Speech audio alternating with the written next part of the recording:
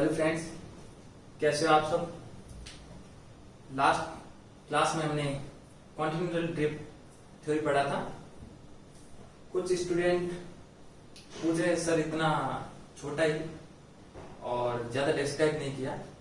मैं आपको पहले कह रहा हूं, मैं एसीव का कोर्स करवा रहा हूं और एसीव का कोर्स ऑब्जेक्टिव है, तो मोस्टली मैं वही करवा रहा हूं जो डाटा अपने इम्पोर्टेंट है। As a geology master GSI की तैयारी नहीं करवा रहा हूँ। अगर जीएसआई की करते तो 2 महीने नहीं, अपने कम से कम 12 महीने में कोर्स कंप्लीट होता, वो भी रोज के 2 या 3 घंटे के लेसन अगर अपन लेके चलते हैं। तो मैं बेसिक करवा रहा हूँ, जो इम्पोर्टेंट क्वेश्चन अपने बनने लायक है और वही करवा रहा हूँ। चलो अपना नेक्स्ट टॉपिक है सी फ्लोर स्प्रेडिंग, मतलब हिंदी में सागर नितल का प्रसरण। कोई भी साइंटिस्ट को कॉन्टिनेंटल ड्रिफ्ट थ्योरी, वो भी एक तरह की हाइपोथेसिस से परिकल्पना थी, जिससे इस कारण अप्रूव नहीं किया गया क्योंकि उसने जो कॉन्टिनेंट थे जो एक दूसरे से पेंजिया था, पेंजिया में जब कॉन्टिनेंट ब्रेक हुआ तब वो एक दूसरे से कैसे अलग अलग दूर पहुंच गए, तो इसके पीछे उसने प्रोसेस नहीं बताया था। उसने ये तो कह दिया कि जो अपने कॉन्टिनेंट थे एक दूसरे से अलग अलग हो गए, दूरी पे चले गए, लेकिन उसने उसका प्रोसेस नहीं बताया था। तो दूसरे जो सी फ्लोर स्प्रेडिंग है, ये जो थ्योरी दी थी sea floor spreading hypothesis proposed bye Harry हेस। Harry हेस नामक वैज्ञानिक थे जिन्होंने 1960 में ये थ्योरी दी थी, जो प्रिंसटन यूनिवर्सिटी के प्रोफेसर थे। उन्होंने ये थ्योरी जो दी थी वो 1952 में मैसन नाम का साइंटिस्ट थे जिन्होंने पैसिफिक ओशियन में जो मैग्नेटोमीटर होता है, चुंबक मापी होता है, उससे उन्होंने कई सारे अध्ययन कर कई सारी सूचनाएं इकट्ठी की और उन सूचनाओं के आधार पर ही हैरी हेस ने अपने सी फ्लोर स्प्रेडिंग हाइपोथेसिस दी। तो हाइपोथेसिस दी तो उन्होंने क्या पाया, जो मेंटल जो प्रवाह है अपना, उससे जो संवहनी धाराएं निकल रही है, जो मेंटल है, मेंटल से जो कन्वेक्शन करंट निकल रहा है ऊपर की तरफ संवहनी धाराएं, जो उसके जस्ट ऊपर क्या है, मिड ओशिनिक रिज, मध्य महासागरीय कटक जो है, जो एक लंबी पैसिफिक ओशियन में एक लंबी श्रृंखला है, जो तो उसके बारे में उन्होंने पाया जब ये कन्वेक्शन करंट, जब संवहनी धाराएं ऊपर की ओर उठती है, तो यहां पे जो लिथोस्फीयर है, जो अपना स्थल मंडल है, उसमें क्या होता है, संवहनी धाराओं के उत्पन्न होने से हीट होकर वो लिथोस्फीयर क्या ब्रेक हो जाता है, टूटने लगता है, और टूट के फ्लो होता, नीचे से जो लावा है वो ऊपर की तरफ बढ़ता है और ऊपर की तरफ बढ़ के एमओआर के मिड ओशिनिक रिज के साइड में दोनों तरफ मूव कर जाता है, और दोनों तरफ पैरेलल मूव करने से क्या होता है, नई ओशिनिक क्रस्ट, नई जो महासागरीय ऊपर पट्टी है, क्रस्ट है, उसका निर्माण होता है। जो मिड ओशिनिक रिज है इसके एलोंग होता है, इसके साथ साथ होता है। तो उन्होंने ये पाया कि जो ये नई क्रस्ट का निर्माण हो रहा है, ये क्रस्ट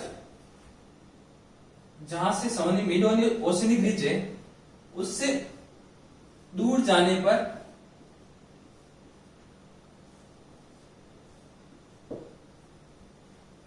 जैसे जैसे ये दूर जाएगी तो वैसे वैसे इनकी एज में क्या होती है, बढ़ोतरी होती जाती है, और जो मिड ओशिनिक रिज के नजदीक है जो वो न्यू ओशिनिक क्रस्ट, और उससे जो जो दूरी बढ़ती जाएगी, जो जो ओशिनिक क्रस्ट की जो एज है वो बढ़ती जाएगी।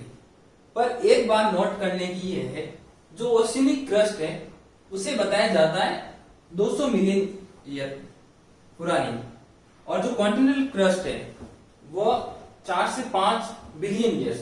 तो इतना डिफरेंस क्यों है? अगर ओशियनिक क्रस्ट का निर्माण हो रहा है, ओशियनिक क्रस्ट के निर्माण होने से अगर वो 200 मिलियन ईयर तक ही है तो पुरानी वाली कहां गई? इसको हम जानने के लिए आगे बढ़ते हैं। तो जो मेंटल में जो ओशियनिक क्रस्ट का निर्माण होता है, मेंटल से ऊपर जो लावा निकलता है उससे ओशियनिक क्रस्ट का निर्माण हो रहा है, वह हो रहा है मिड ओशियनिक रिज के बाद एलो। और जो पुरानी जो क्रस्ट है वो आगे जाके कॉन्टिनेंटल क्रस्ट है उसके नीचे, क्योंकि मैंने पहले बताया जो ओशियनिक क्रस्ट है वो डेंस होती है, हैवी होती है, वो मूवमेंट करके वापस क्या करती है, जो कॉन्टिनेंटल क्रस्ट है उसके नीचे चली जाती है और वापस ट्रेंच, जो ओशियनिक डीप सी ट्रेंच है, जो गहरी समुद्र खाइयां है, खड्डे, उसके अंदर चली जाती है और डिस्ट्रक्शन वापस मेंटल के अंदर।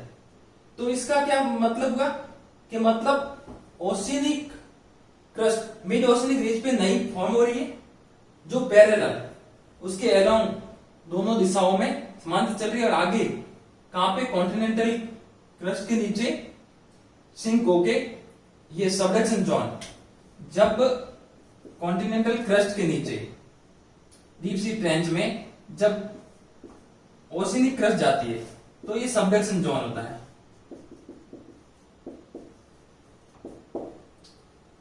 तो ये सबडक्शन जोन में क्या होती है, नीचे जाएगी और नीचे जाके वापस ये मैग्मा में बदल जाएगी। तो इसके यहाँ डिस्ट्रक्शन होता है। अब दो क्वेश्चन यहाँ बनते हैं मेनली, एक तो न्यू ओशियनिक क्रस्ट का निर्माण कहाँ होता है, मिड ओशियनिक रिज पे। दूसरा ओशियनिक क्रस्ट का डिस्ट्रक्शन कहाँ होता है, मतलब विनाश कहाँ होता है, वो होता है डीप सी ट्रेंच में। दो क्वेश्चन ये तैयार हो गए। अब जहां पे ओशियनिक, जहां पे जो भूकंप और वॉल्केनिक एक्टिविटी है वो ज्यादातर होती है या मिड ओशियनिक रिज के अलोंग, मतलब मिड ओशियनिक रिज पे शैलो वॉल्केनो और शैलो अर्थक्वेक आएगी और ट्रेंच में हाई इंटेंसिटी के, मतलब तीव्रता के भूकंप और वॉल्केनो कहां आएंगे, डीप सी ट्रेंच में। क्या? क्योंकि यहाँ सबडक्शन जोन हो रहा है और ज्यादातर जो ये जोन है सबडक्ट होके नीचे जाती, ये जोन कहलाता है जहां पे डेक्स्टन विनाश होता है किसका, जो अपना ओशियनिक क्रस्ट का, बेनियोफ जोन। ये वो क्षेत्र होता है जहां पे वॉल्केनिज्म, अर्थक्वेक, ऐसी घटनाएं बहुत ज्यादा मात्रा में होती है। दूसरा नेक्स्ट अपने जो ये कन्वेक्शन करंट है, इसमें ये डिसेंडिंग है, मतलब वापस मेंटल से एक बार राइज करके वापस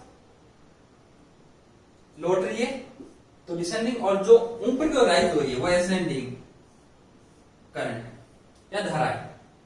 अब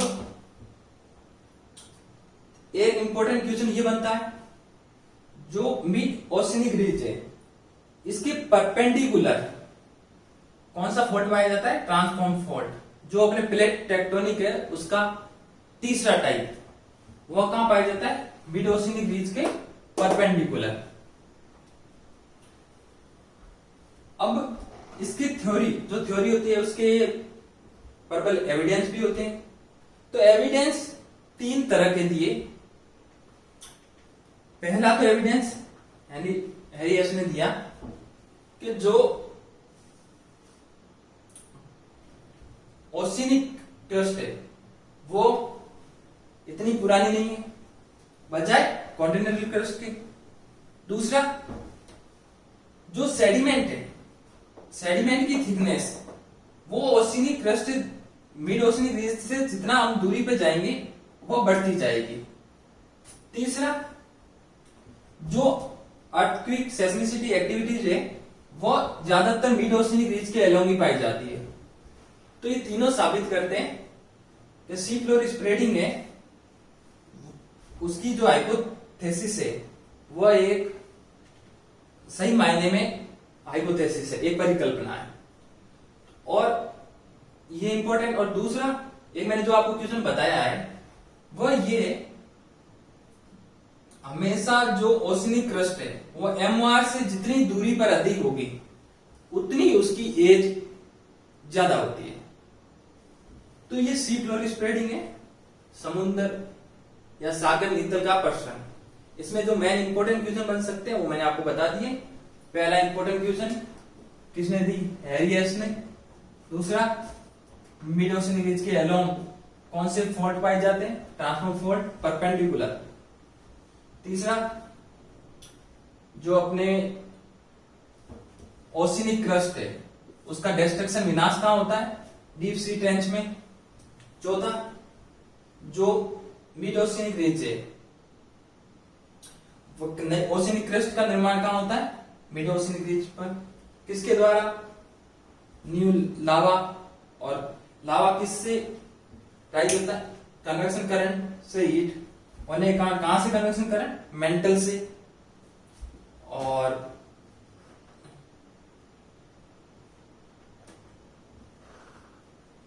मोस्टली ये क्वेश्चन है जो इंपॉर्टेंट है। और मिड ओशिनिक रिज कहां स्थित है?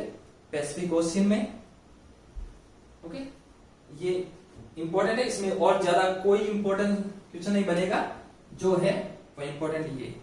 और ये पूछे वह क्षेत्र जहां पे भूकंप वगैरह सर्वाधिक क्षेत्र मात्रा पाए जाते हैं, तो बेनी ऑफ जोन। ओके, ये अपना है सी फ्लोर स्प्रेडिंग। इसके ये दोनों सिद्धांत, कॉन्टिनेंटल ड्रिफ्ट और सी फ्लोर स्प्रेडिंग, दोनों ई थ्योरी के आधार पर प्लेट टेक्टोनिक थ्योरी दी गई है जो विल्सन ने दी।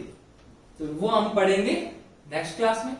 मैं थोड़े छोटे वीडियो बना रहा हूं, अभी थोड़ा टाइम इतना है नहीं, लेकिन टाइम मिलते ही ये कोशिश करेंगे कि इन लॉकडाउन पीरियड मतलब जून तक अपना टोटल एक बार कोर्स कंप्लीट हो जाए। एक यूनिट कंप्लीट करवाने के बाद में इंपॉर्टेंट हर यूनिट के 50, किसी में 20, किसी में 100, तो उस यूनिट के हिसाब से आपके ऑब्जेक्टिव क्वेश्चन बोर्ड पे लिखाऊंगा और आपको उसके आंसर भी साथ में लिखूंगा, तो वो आप अच्छे से याद कर लेना। चलो आज के लिए इतना काफी।